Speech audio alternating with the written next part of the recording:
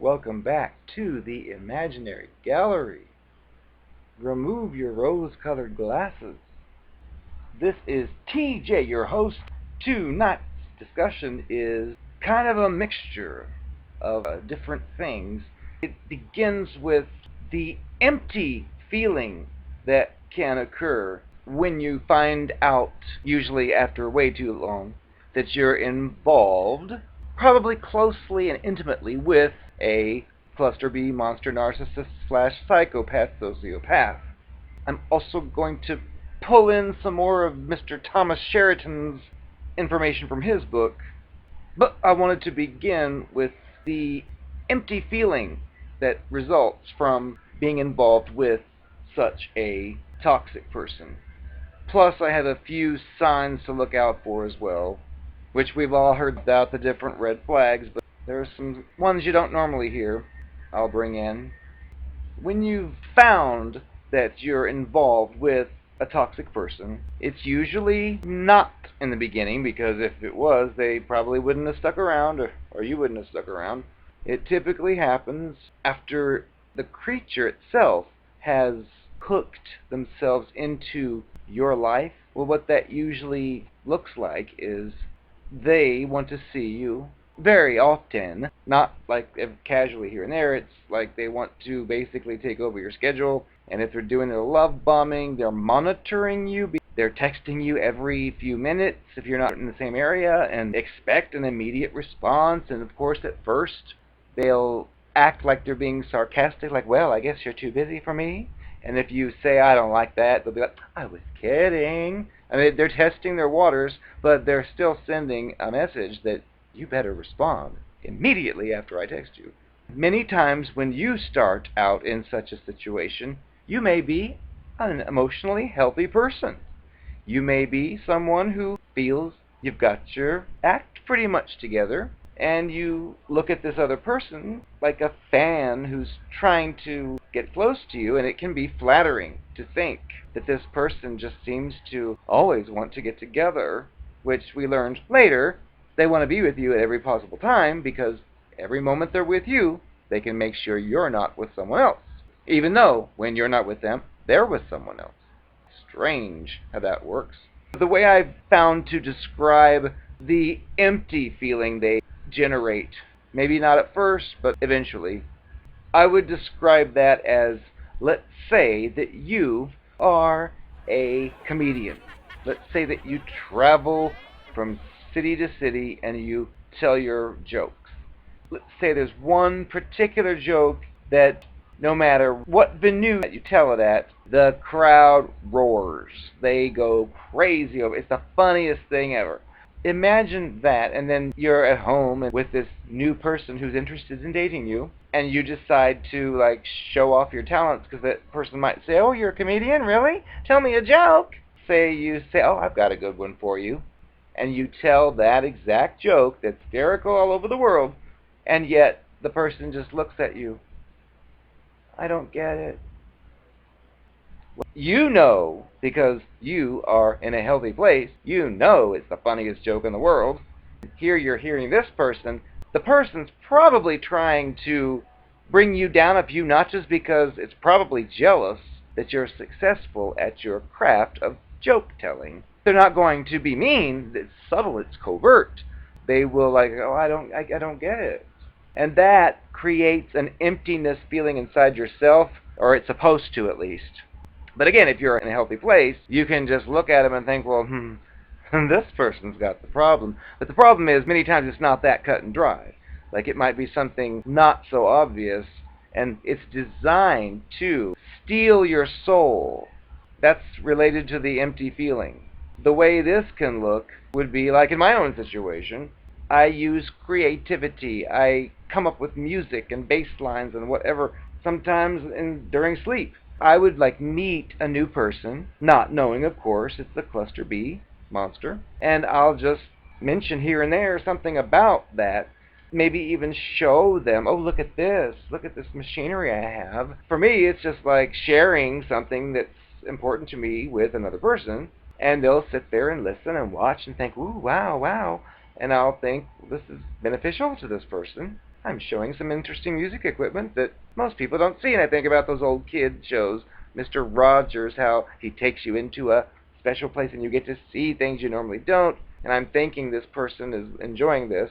But of course, if you're dealing with the cluster B monster, they're pretending. They are resenting every moment of what you're showing them because they're seeing that you are a passionate person, passionate about something very specific, that you can actually just do what you're doing. Hey, look at this. Here's what it does. And oh my goodness. They can't do that, and they hate it because they're fake, you're real. But of course, you'll never know this. They'll be acting interested in it. So you'll think, wow, and what this does to you is it validates yourself. At the beginning, when you're healthy, you don't need any validation. And if the other person sees it and likes it, well, you think, well, they should like it. Problem is, this can continue over a long period of time. And these types of creatures like to try to get as close as possible to you, which eliminates your ability to be close to others. So they'll try to take up as much time as possible, and they'll always be on their best behavior at the first, because that's Act 1. Act 1, they're the perfect person. But it's validating to you because you already know that your talent or interest or skills are great, and you're sharing them because you're proud of them. But yet this person, acting like they really like it, remember, secretly, they cannot stand it, and they won't show you any of this. But the emptiness feeling I'd mentioned before surfaces when you're involved with such a person, like if you've gone through the love bomb stage, the idealization, and you've gotten hooked in and you've gotten to the point where isolation is what they love. Which doesn't mean they put you in a cage and lock it up, but they want to be your main source of social interaction. They want to be the rule, not the exception. And what can happen is you may start to oblige and see them more and more and more because they've built a history of this validation, and you're thinking that each little creative thing you share is just making this person be more interested in you, and you're, again, validating yourself, thinking, wow, I found someone who likes me and my talents and my whatever, and you lift yourself up sometimes.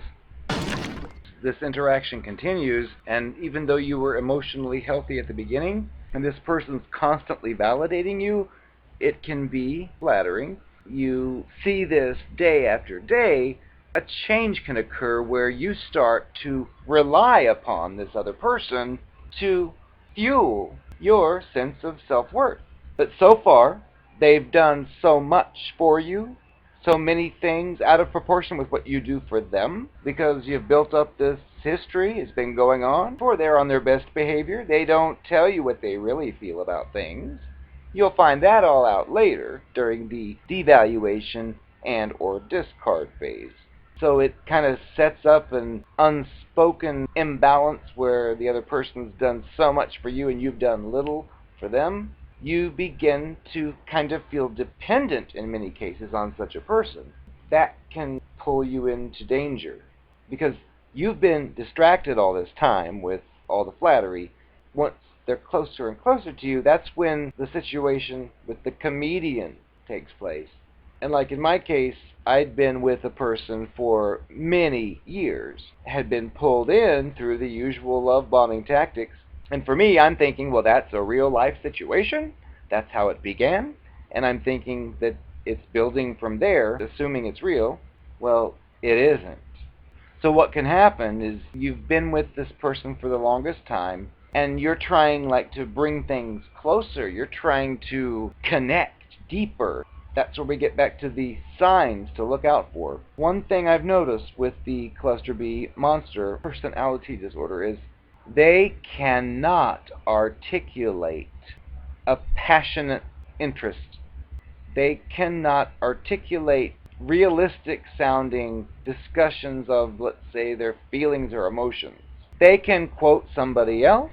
They can throw you off by looking like they're confessing something to you, but you compare it to reality and think, did you hear that in a movie? Because it doesn't fit. But these types of things slowly surface over time, which contribute to the, you can feel that something's wrong, but you just can't put your finger on it. And like you are a creative person sharing your creativity and how you'd use it and so on, you notice that the other person doesn't have anything like that. They don't have any subject that they can discuss with you in depth that sounds like they're very passionate about it. Now, of course, they can recite facts, they can recite little tidbits here and there, but you'll notice an overall shallowness. And if you're not shallow, you're like trying to spread your non-shallow influence. You're trying to pull them into your dimensional world to say, hey, look at this kind of stuff. Look, I bet you never knew this existed. Eventually, you start to realize this person is not really real. They cause you to wage a mind war within yourself. Because remember, they've played their cards right at the beginning. They don't show that empty feeling causing behavior right off the bat, usually. They wait till you are hooked. But they were so good to you and have that built up in their favor, you may start to suspect that maybe this person's empty inside. Because you've brought up many situations which should have been like a back and forth exchange that wasn't. Part of your mind is telling you that you might have gotten involved with the wrong kind of person. But you don't want to believe that, because remember, you've been at it for so long and been distracted for so long. You also don't want to think that you possibly could have been fooled by a fake. And you hope that their behavior that just seems to be recent is just a phase they're going through, because you think the person you met at first is the real person, and that now they've evolved into this other difficult person who has started not to understand your humor any longer, and that can destroy that sense of well-being you've developed, which is basically dependent upon this person, because it sends you an unspoken message when you think back to the love bombing and all that, that, wow, this person really liked me for who I was, and now all of a sudden it seems kind of empty. Maybe I'm not as interesting as I thought, or as he or she thought, and it can cause an internal war where you start to feel like maybe you seemed interesting, but this person doesn't think you are. If they've brainwashed you enough, you may start to question yourself, thinking, oh no, I've got some problems. Rest assured, it's part of their game. The other thing to look out for is they cannot debate things. Like if they make a statement that they believe a certain way about a certain thing, you may hear what they're saying and understand what they're saying, but also have another point or a different way to look at it, which you share. But again, it's the empty feeling, because more than likely they're just following a script that they've memorized and has nothing to do with reality. So when they make their blanket claim and you can see other ways to interpret, you may try to say, well, that could be the case in certain cases, but what about da-da-da-da? Well, you'll notice they don't have the ability to do the very same thing. That's like what healthy adults would do. Same thing could be said if contestant A is very strongly against a certain policy and contestant B is very much for that policy. A healthy adult exchange debate would be the two joined together and each one expresses, well, I think it's horrible because of, and then this one's, I think it's great because of, and between the two of them, they don't necessarily become brainwashed and agree with the opposite side, but what this type of healthy debate does is allow two people with dichotomous viewpoints to be able to hear the other side and not necessarily agree with it, but be able to understand the thought process involved. Well, you don't have such luxuries if you're dealing with a cluster B monster. Because remember, they can only go on their script. That's all they have. So if they make a statement in their script and you can see 10 different Swiss cheese holes in their theory and say, but wait a second, how about if they don't have anything to say back? They're just like, oh no, what I said is right. It's, again, the empty feeling, like the comedian who's got the funniest joke and doesn't get laughter out of its target. It gets, I don't get it. So by this point, if you relate to any of this, usually you reach a point where you think about all the things that have happened up to now, and you curse yourself for falling for such a thing. But the main thing to remember is you had no way of knowing that's what was going on. In fact, like in my case, I would say it like, you're being way too nice, this is phony. I would get the controlling response of, can't you just accept the fact that I like you and want to be nice to you?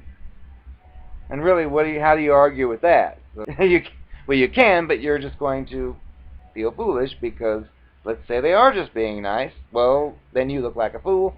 So that's how they do this control crap. But I wanted to bring this on into Thomas Sheridan's excerpt from his book, Puzzling People, The Labyrinth of the Psychopath, which applies to the others as well. The Narcissist and the Sociopath and the Narcopath, which is not really an accepted psychological term, but it does its job. What Thomas tells us, like what I was referring to before, when you finally realize, maybe after 5, 6, 7 or more years, that even though you felt comfortable being pulled into this thing, you can't help but notice the lack of articulation, the lack of any type of soul, the lack of any kind of passionate desires other than conning you and scamming you, of course, which you'll never hear about those. You may start to think, oh my goodness, I've ended up with the wrong person and I'm only going to live so many years, and it can start that internal war, internal panic. Sheridan tells us about being alone in the darkness in chapter 3. He says the point comes in your relationship with this type of creature, whether you've been discarded or you're still involved. If you're caught with such a creature, your life can become ruined or rotten. Like when you realize eventually this person doesn't like any of the things I shared and it pretended to, because it shows you later, for example, it doesn't like whatever you showed them. Like the music studio, you may say, hey, look at this new one. I don't want to see that. And you're thinking, well, you acted like you liked it before. But eventually you'll come to the conclusion that this person's fake. They never liked any of it. And if you say that, of course, you'll be told that you're wrong. Keep it to yourself. Well, Thomas tells you that you are allowed to feel angry. You do need to get on with your life, but you also need to accept the fact that you can be angry if you want, which I was too, thinking, you went through all that fake love-bombing crap to say you're the one and only for me, and this is what you have to offer as an end result? Oh, and those are words you normally wouldn't say, but still you think them, and how maybe you questioned yourself throughout many times, like, I don't think this person's sincere. Oh, but it's consistent, and then you were pulled further and further in, and now you're like, oh, I should have listened to my first instinct.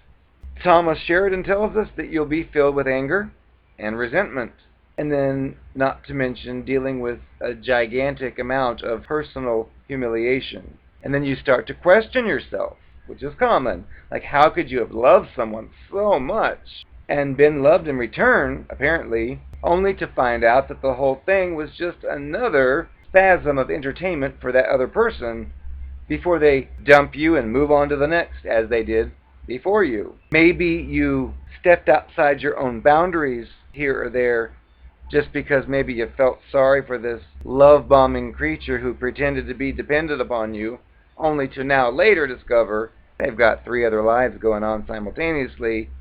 One's a queer relationship, one's a straight relationship, and one's a polygamous one, well, including yours. You may be dealing with what goes on in regular life, struggles, and then ask yourself, how is it this person who's so lying and so unethical, how are they dealing with their cold-blooded ways? When I myself am in anguish just knowing I was involved with such a creature, which is a common thing because remember, they've mirrored you. So if you're a well-rounded person with a full spectrum of emotions, then you know how it is, and you assume this person knows how it is because of the fake mirroring. But then you find this creature's doing what it's doing, and it's natural for you to think, how on earth can this person be so comfortable with their life? The other person must be in deep torment to be such an evil creature. Well, Thomas tells us the answer is, they'll be doing just fine.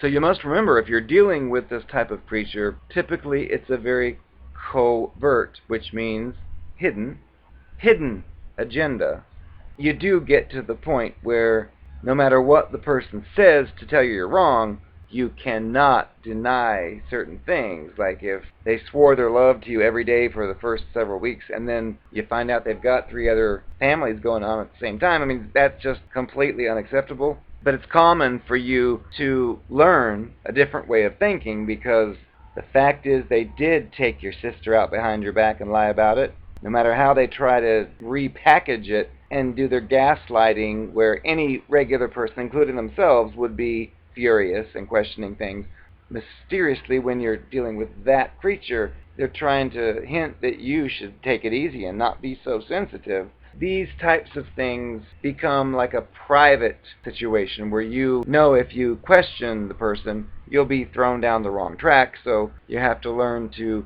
think for yourself and realize, okay, I can name 3 different times this person deliberately did evil and didn't even address it or turn red or show a reaction. Well, you're going to think to yourself, I'm going to get even. I'm going to show this person. This person's not going to get away with this, especially with the beginning stages. Remember, this was a play, and you're in Act 2 now. You were in Act 1 where everything was great. Now it's like changing. Well, it's common for you to wonder how you could get even with such a person, because you know how you've been betrayed. You're thinking still back to the fake image they presented, like, this person doesn't want to be betrayed, so I'll do something, but it may not necessarily work. Thomas tells us the unfortunate reality is that you'll never get even with these types of people. It just doesn't work that way. All you will do is embark on a futile meander into the land of frustration and further bewilderment. And it could lead to your death. So he tells you that you've got to just get out of the labyrinth. It may seem difficult. It may even seem impossible, telling you ultimately it will benefit you more than just about any other experience in life in terms of claiming personal responsibility. Not culpability, he says, are 2 different things. You've got to keep in mind, even though you don't think this way or act this way, the cluster B creature has deleted you from their life as casually as if they took the old batteries out of their cell phone and put new ones in. That's how much you really mattered to them, regardless of the love-bombing fakery. Thomas Sheridan says, well, why make it worse for yourself? Because many times we won't accept that.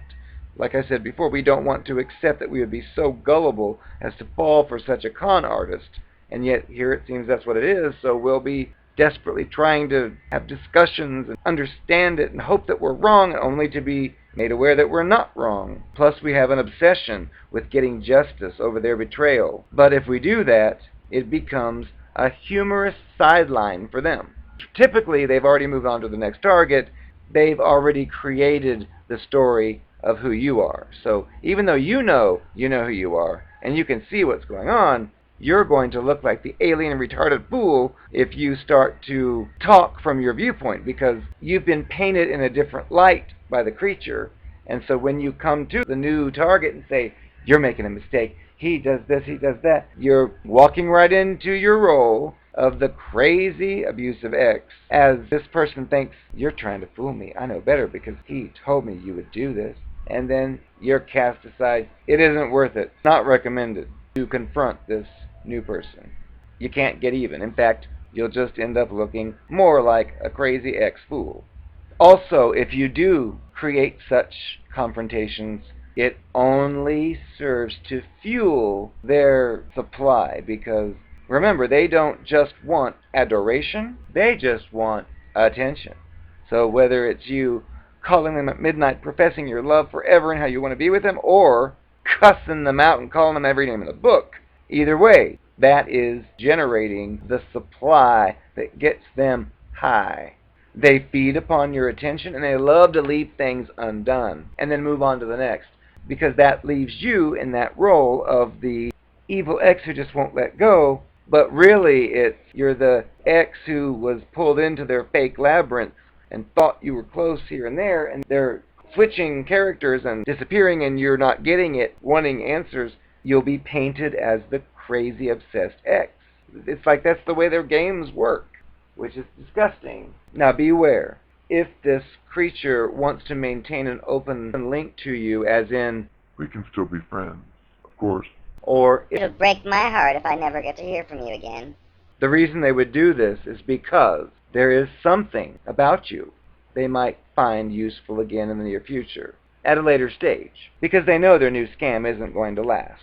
And if it doesn't, there's probably another two. Eventually, they might get to the point where they don't have a scam that's working, so that's why they deliberately keep you in the dark, because they need you there as that screwdriver they put on the shelf just in case the new hammer doesn't work the way it should. By keeping you in place, compliant to their demands, it becomes a handy reserve fallback plan for them. Because remember, you are an object. You're not a real person with passionate feelings and ideas. You're there for their purpose. Sheridan tells us it could be your cock. It could be your vagina. It could be your money, your fame, or they might just simply need you to bail them out of jail someday. But it will not ever be because they have a deep emotional feeling for you, because they've never had these types of feelings to begin with. That's why all this stuff doesn't make sense, because it was faked. They want you as a possibly valuable tool for the future. I'm a witch. And a queen.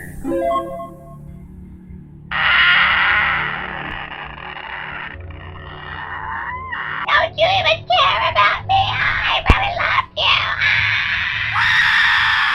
Oh, I miss you so much.